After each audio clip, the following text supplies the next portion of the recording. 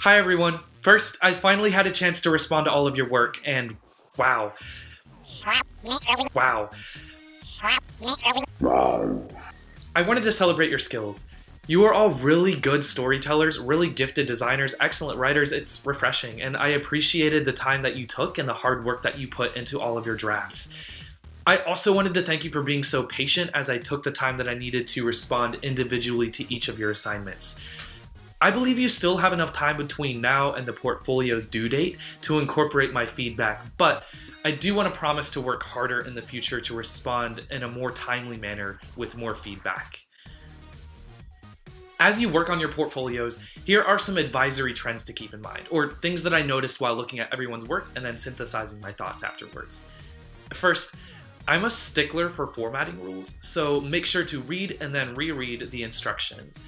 For example, only one piece, the reflected paper, requires the formal heading, and that heading should be flawless. All the components need to be submitted in one file and in the correct order. And if you're working with several different genres that all require different formatting and margins, I actually highly recommend that you create separate PDF files and then use a PDF combiner to put them together. Also, visual document design is key, especially for the intro letter and document redesign assignments. I think it's in the spirit of this unit in particular to experiment and explore with the rhetorics of visual design and with new media interfaces. So please do show me with this project that you're willing to embrace the digital and to rhetorically and critically engage in multimodality. Also, just a few additional items to consider for this week, especially considering that we won't meet again face-to-face until February 8th. Make sure to fill out the expert spreadsheet if you haven't already done so. And then do use this as a resource throughout the semester to consult, collaborate with, and then peer review with one another. Also, you should read McLeod and Murray. For me, McLeod is all about distinguishing icons, symbols, pictures, and cartoons. His main points are that you can amplify meaning through the universal accessibility of simplification.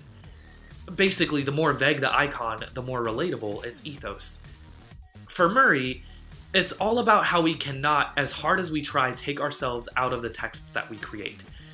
When we write or read, we are being written and read by those same texts. Think about it. When we write a paper, we're also being changed by that process in many ways. So the paper is kind of writing us. And when we read an advertisement, it's only because we've been read first by the marketing team that puts it together. My favorite quote from Murray is this: "I am the invention of my own words." Also, he writes toward the end, "I suspect that when you read my poem, you wrote your own autobiography." That is the terrible, wonderful power of reading. The texts we create in our own minds while we read, or just after we read, become part of the life we have lived.